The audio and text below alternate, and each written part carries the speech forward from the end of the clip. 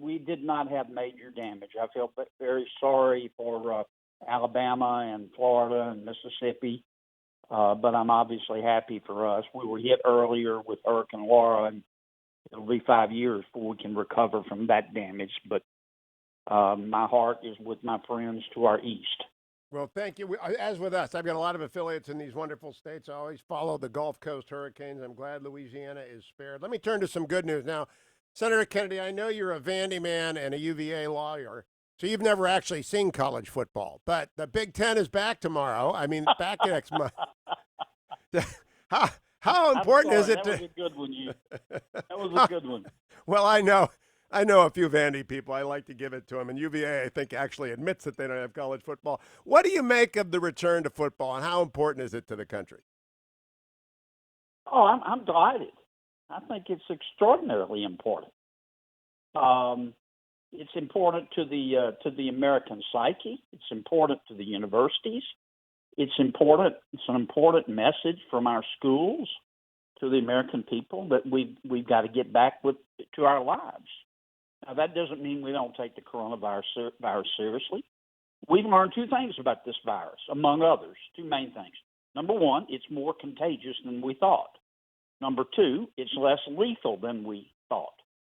I'm not saying it's not, you can't die from it, but for every 1,000 people who get the virus, not every 1,000 people, every 1,000 people who get the virus, 6 are going to die. That's 6 too many. But when we started this, the experts told us we were going to have tens and tens and tens of millions of people die.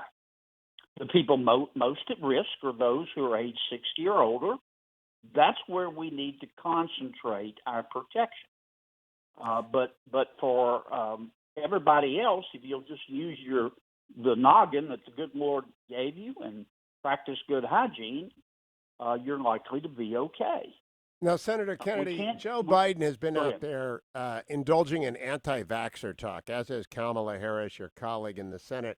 The president torched the former vice president yesterday for this. We need to get to 70% use of any vaccine. The FDA will not approve a vaccine that's dangerous. They're just moving it at the warp speed, like Operation Warp Speed. What do you make of the anti-vaxxer rhetoric from Biden-Harris, and how responsible or irresponsible do you deem it? Hugh, I don't mean any disrespect in saying this, but Vice President Biden, he is a tool, not an oracle. I think he's being told what to say. I think there is a group, not all, but there's a group within the Socialist Democratic Party that believes the more chaos, the better for them politically. They're thinking about the next election, not the next generation. And the suggestion that the American people should not take a vaccine once our FDA and CDC have approved it is breathtakingly irresponsible. You know, there's some, I understand Washington, D.C., and its emphasis on politics above all else. But this is a bridge too far. Is it the people behind Vice President Biden, is it so important to them that they gain power? They would jeopardize the health of the American people? Apparently, I'm actually kind of stunned. I have been urging everyone to, lay aside R&D and join in promoting the vaccine, left, right, north, south, every platform on this show and every newspaper, on every television station, as soon as it's available. Urge people to get it, because we got to get to 70%, according to the toxicologist and epidemiologist I know and I read. You got to get to 70%. This anti-vaxxer stuff, really, maybe it's not safe. It's just going to kill our rates of use. Yes, and it's all about politics. It's all about politics. Well, let me turn to something.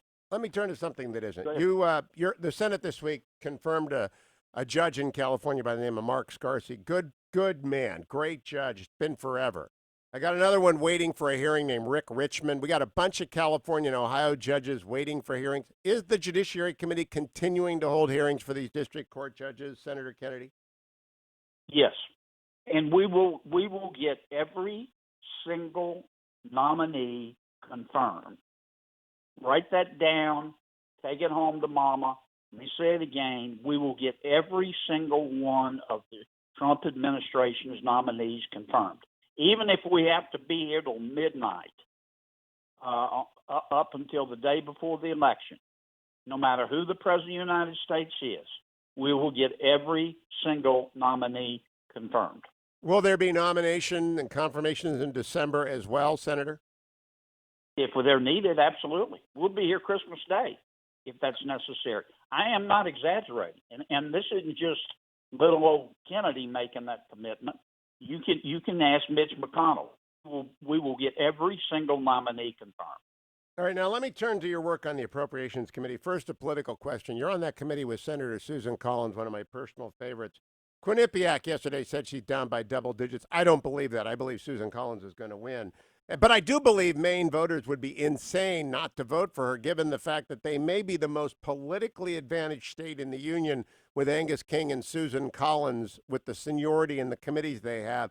Just in matters of realpolitik, I've got a couple of stations up in Portland in Maine, Senator. Are they nuts not to be turning out for Susan Collins, given the way the Senate works? Well, first, the poll to which you're referring substantially undersampled Republicans, if you examine the poll. Number two, Susan Collins is going to win this race. Here's why. Susan knows everybody in Maine, and they know her, and this is what they know about her. She is thoughtful. No one controls her. She exercises power intelligently, not emotionally. She's a serious, mature person. She does what she thinks is right for Maine and the country. And I believe and trust in the good people of Maine. They're not going to turn her out in her experience and her seniority. Susan Collins, look, she's the best in my book. Well, Do I always agree with her votes? No, of course not. But I know that all of her votes are sincere. When I count my blessings, I count Susan Collins twice.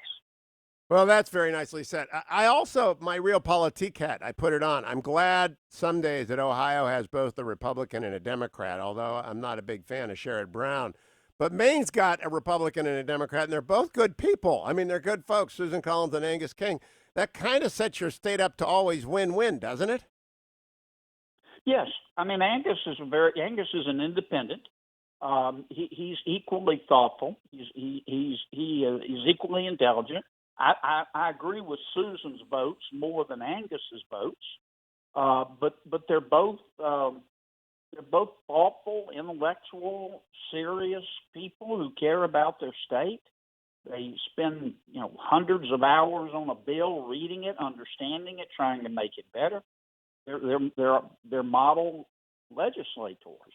Now, do I always agree with Angus or even with Susan for that matter? No, but I know when they vote, they're not only following their heart, they're taking their brain with them. That's and that's all the people can ask for in a legislator. Now, let me ask you something, by the way, Senator. What year did you get out of UVA, Order of the Coif Law School? I just have a bunch of Cavalier lawyer friends. I just wanted to kind of see if you're in the same class with them, because I believe it's a degree-granting institution, right? It is. I finished in 1977.